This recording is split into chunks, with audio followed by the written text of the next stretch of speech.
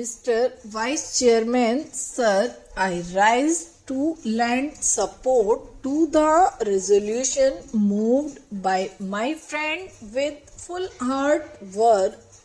It is very correct that the present legal system of India is not an effective instrument of social change, as it is not a very effective instrument of social change. Naturally, it cannot provide social economic justice to the weaker sections of people, to the underprivileged people who form the majority in India. Sir, we all know that the old order change yielding place to new. Change is the only unchanging thing in this constantly changing universe. It is not a very happy thing that although we attained independence in 1947 till today we are guided by Anglo-Saxon jurisprudence. We all know that India is a socialist country and goal of socialism has also been embedded in our constitution. Can you achieve this socialistic goal through the present legal system? This is my question. I am sure none can give an affirmative answer.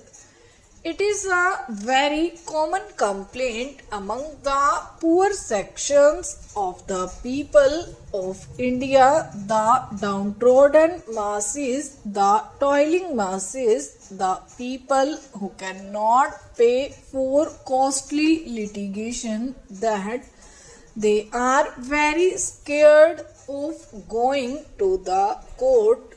First, they are ignorant. Then they have no money. They are very poor. The court of law for them is a sort of jigsaw puzzle. Whenever they go to a court to fight out a case for the redressal of their grievances, they always have the psychological fear. What is that fear? What is the use of going to the court? If I go to the court to fight out a case, for it will take 3 years to 10 years or maybe 20 years, who knows. So, this inordinate delay in the dispensation of justice is a great hurdle for the poor people who cannot fight our costly cases. And even when they go to the court, the poorer sections of people have to pay high fees to the lawyers. In the process, they lose all their property, lock, stock and barrel and whatever they already have. There is a very interesting story. Two poor people were fighting out a case in the court over land. They had been paying fees to the lawyers for a long time. If a man gets justice after 20 years, what is the use of this? Now, as far back as 1928, Pandit Motilal Nehru laid great emphasis on judicial reforms, and in the 50s also the chief of the old bloc, Pandit Jawaharlal Nehru, harped on the same string. Now, when people go to the court day after day, they have to wait and wait. because some of the people do not know the actual procedures.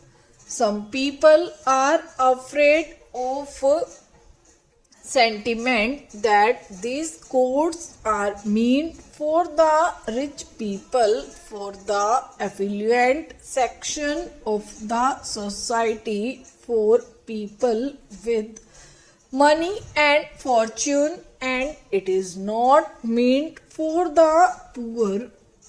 If we introduce this sort of judicial reforms by appointing a commission by which this sort of misgivings and apprehensions are totally removed the minds of the poor people of India, the earlier is done, the better it is for our country.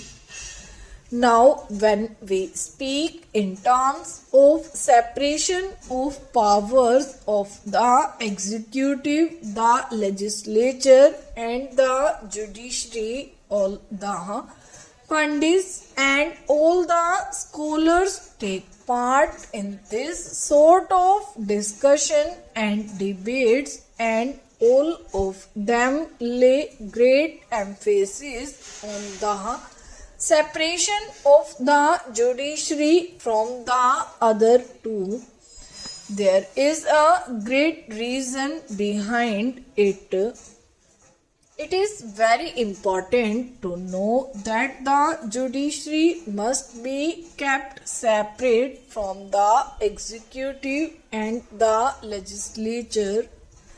But the judiciary must be free not in words but in reality. The judiciary has got to be free. Now our beloved Prime Minister has introduced the one new program. There are many schemes under this program, and I have found that under this one new program, lands have been distributed free to the landless people. But what happened the moment the new regime came? All the landlords came, swooped on them and took away the lands, and those poor people did not get any justice anywhere. So, if justice remains just on paper, if justice is not carried into the field to the poor people of our country, what is the value of this justice? I do not find any meaning in it. So, justice has got to be made effective, substantial, and cheap, and its dispensation must be very fast. Now, I have gathered this knowledge that the National Law School of Bangalore has recommended that the law course should be for 5 years. I do not understand the reason behind it. 5 years is a very long time, and most of the poor parents cannot afford to defray the educational expenses of their sons and daughters who will have to pursue their studies for 5 long years.